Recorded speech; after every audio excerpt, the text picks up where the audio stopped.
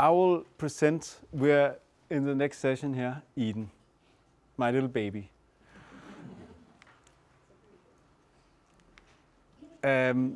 So Eden is a best class model in accessing protectiveness of B-cell antigen. B-cell antigens are those components that create antibodies in the body. So why do we need Eden? Well, the global death of antimicrobial resistant infections is skyrocketing. So just to give you some numbers here. Today, 10 million dies of cancer each year. When you look at the antimicrobial resistant bacteria, it's 1.3. So it's a sub-part of what we explained in the last session, where it was 8 million in total infectious diseases. This part is 1.3 today. But it's predicted that in 30 years, we will have the same amount of death in antimicrobial resistant bacterial infections as we have with cancer today. So there's a huge need of doing something. We can't let this happen. So we need AI for accelerating the vaccine development against these bacterial infections. And vaccines have a proven track record of combating the infections. With traditional vaccine development techniques like reverse vaccinology, you can find the right antigens, but you have to be lucky. It's very expensive and it takes a long time. And I will go into details with that in some slides where you can see some examples. We use Eden to rapidly identify the antigens, but we also find the ones that are highly protective, and they are very broadly protective. I also show that later. So we have a solution to this problem.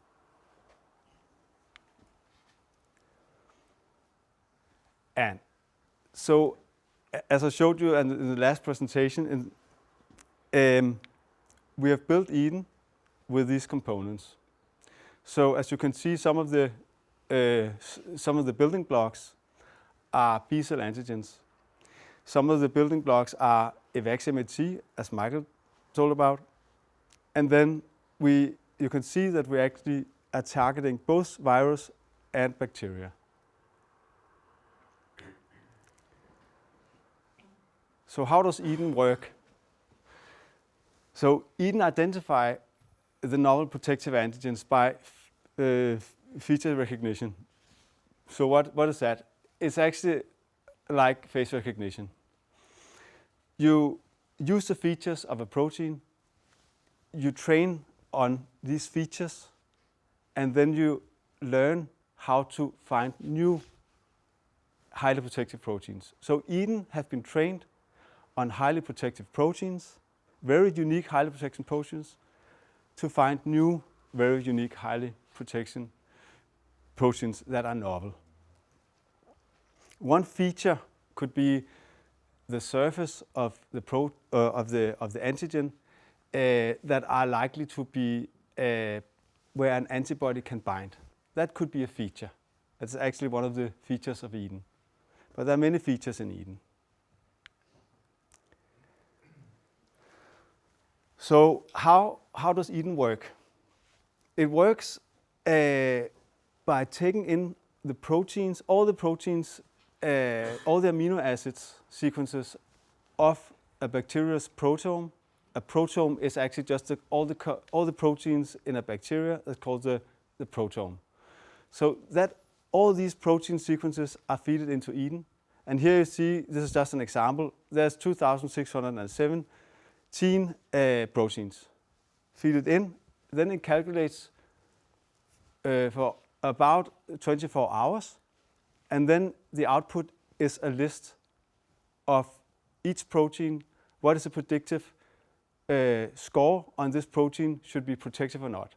So as you can see here, the score is from 0 to 1. So in the top, the best protein here that Eden have found is ranked as number 1, and that has almost 1 as an Eden score. So what we do here is Evaxion. We then process the proteomes of a given bacteria we want to make a vaccine against. And then we get the ranked list. Then we look in the top, and then we take these potential highly protective proteins. We express those, so we have them physically, and then we test it in the lab for protection. So we have a AI score, and then we have a reality check, if this is as a reaction protection. And that I will show you later, actually. It's really remarkable, and first time ever it's done in the world, actually, shown in the world, to my knowledge, that you can actually rank protectiveness in real life with the actual AI score. And that's what you see here. So the Eden AI score correlates with protection, and we can use it to identify not only rapid and with low cost antigens that are nice, but we can actually see, okay, we're actually getting proteins that are highly protective. So this is the top rank. This is the top rank of each of these 4 bacteria that we have tested. So not the bad ones, but the ones that we found to be highly ranked. And here you see a significant correlation on all the different bacteria. So it's gonorrhea, Acinetobacter baumannii, Klebsiella pneumoniae, and Staphylococcus aureus. So the 2 in the middle are maybe people don't know, but at least we know Staphylococcus and gonorrhea. So this is truly unique. We actually have an AI score, and then we have reality, and we see a correlation.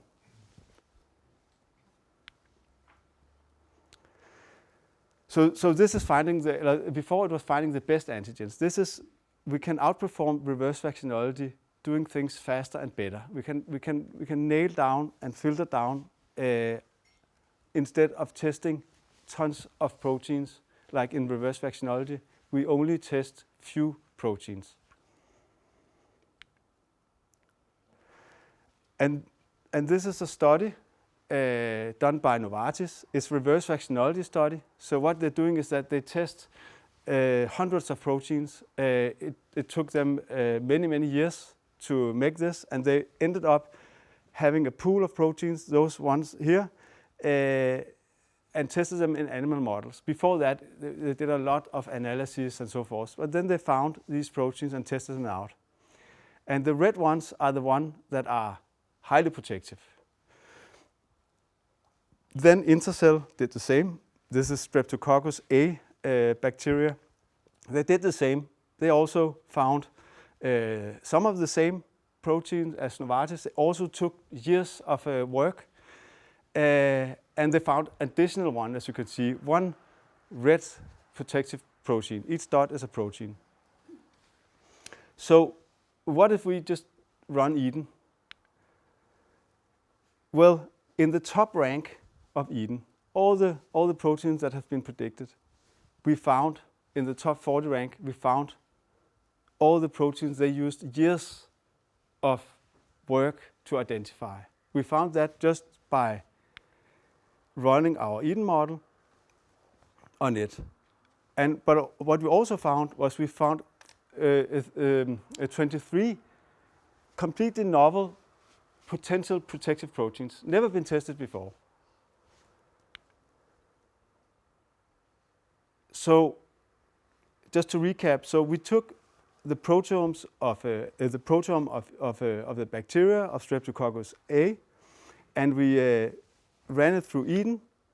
It took us 48 hours only instead of years, and then we pinpointed the ones that were protective.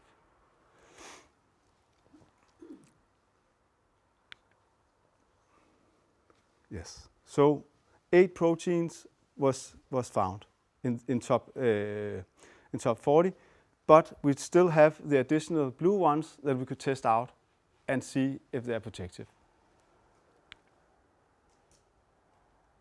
Okay.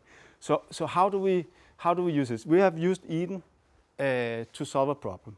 to solve the gonorrhea problem, because at least we believe that it will be a vaccine that works, of course, in humans, but at least we have found the right antigens. But first I would show you here the numbers, because gonorrhea is skyrocketing, is becoming antimicrobial resistant, and people die of it. So gonorrhea is caused by a bacteria called Evaxion gonorrhea bacterium, and it's the problem with gonorrhea is that it actually is not often that you have symptoms. So these numbers are only the numbers that are with symptoms, right? So you have a lot of the populations that have actually gonorrhea, and it's a huge problem. So that's also why CDC have treated the gonorrhea as an urgent threat, and that we have to do something about it, because people, as you can see, are dying from sepsis, and babies are born blind. You got infertility, you got the damage to the nervous system, and so forth. It's doing a lot of problems, and that is rising now. So what we did, we used Eden and say, okay, we want to make a gonorrhea vaccine. We processed the gonorrhea proteome through Eden. We then took the top 30 of the highly protective predicted proteins, but only the predicted proteins. These are just predictions. And then we expressed those, and then we tested it out at UMass Chang Medical School with our very good collaborator, Sanjay Ram. And we tested out each protein in the top 30. And then we saw that you have that reality actually correlated with the prediction score. So it was a huge happiness when we saw this, because we knew that these two proteins that we have in our vaccine, Eden 1 and Eden 2, the two antigens, they are highly protective. And we then have made a vaccine where we put the two antigens together. It's called a fusion protein, and then we have one drug. So we halve the price of the production. So, but also, as you can see, that Evaxion 2 has a higher, a more robust protection than the other two. So EVX-B2 is comprised of Eden 1 and Eden 2, so two proteins, two antigens together. And another thing was, okay, now we have this candidate, now we have this vaccine, now we want to test the broadness of it. I mean, because what Eden did was that is analyzed the broadness of the vaccine also. So we actually have a vaccine candidate with these two antigens in the vaccine candidate that are able to kill. And this is the biggest, to my knowledge, biggest clinical strain bactericidal killing study ever done. So here you see that actually the vaccine can kill the bacteria, all the bacteria, the 50 bacteria. Normally when we see these bactericidal killing assays, you only see maybe half of the killing. So the question is, let me go on. So the question is, how effective is this compared to other candidates out there? We have to benchmark it. So what we did was that we knew that GSK and Limatech Biologics and Griffith University together are working on a gonorrhea vaccine, and they are out and publishing a lot and going on conferences, and they always talk about this protein. This protein, NHBA, a protein is also an antigen, so it's a vaccine candidate that is known to be highly protective against meningitis, meningitis B, which is also a Neisseria bacteria. That is a component of the Baceo vaccine. So in meningitis, this protein have highly success in the Baceo vaccine, and GSKs are also working on this protein. So we of course wanted to benchmark our Eden antigen 1 and 2 towards this highly protective protein. And what we can see here is that our Eden 1 protein is more protective than this super antigen, and our Eden 2 is as protective as it. So we believe we have a really truly unique and very powerful EVXB2 gonorrhea vaccine. This EVXB2 vaccine has that is the one that we have made our partnership with Afrigen Biologics that are now testing it out in mRNA. But okay, why is this so protective? I mean, because actually when we looked at the prediction, we saw that these proteins in the top rank, we saw that these proteins are actually cell division proteins. And Sanjay and we said, okay, wow, okay, why does Eden tell us that this is a protective protein? It shouldn't be. It should not be on the surface because it's cell division. But we said, okay, let's try, because the AI system is telling us this is a protective one. And then we tested it out, and that is the most protective protein that he have ever seen. So why is it so protective? It's actually because it's not inside the cell all the time. It actually goes out of the bacteria on the surface.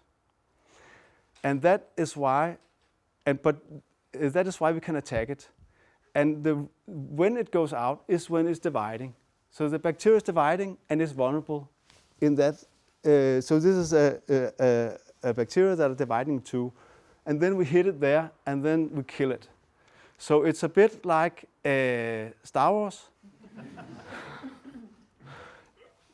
If you know the weak spot, you go for it, right?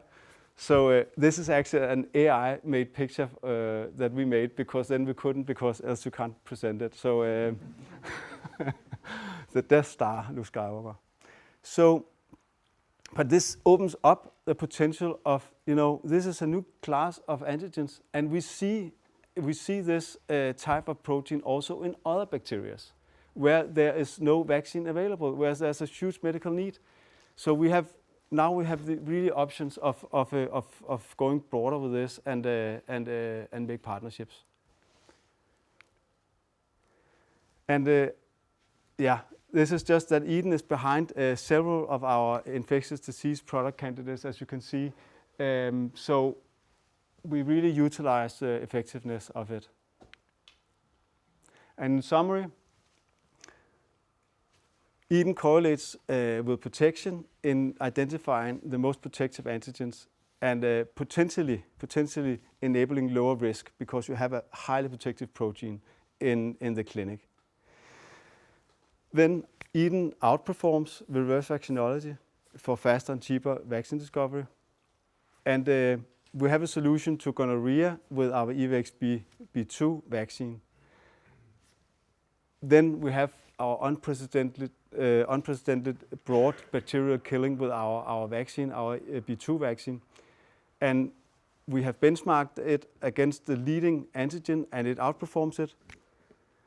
And then also Eden have helped us to find a completely new type of antigens that we can use broadly.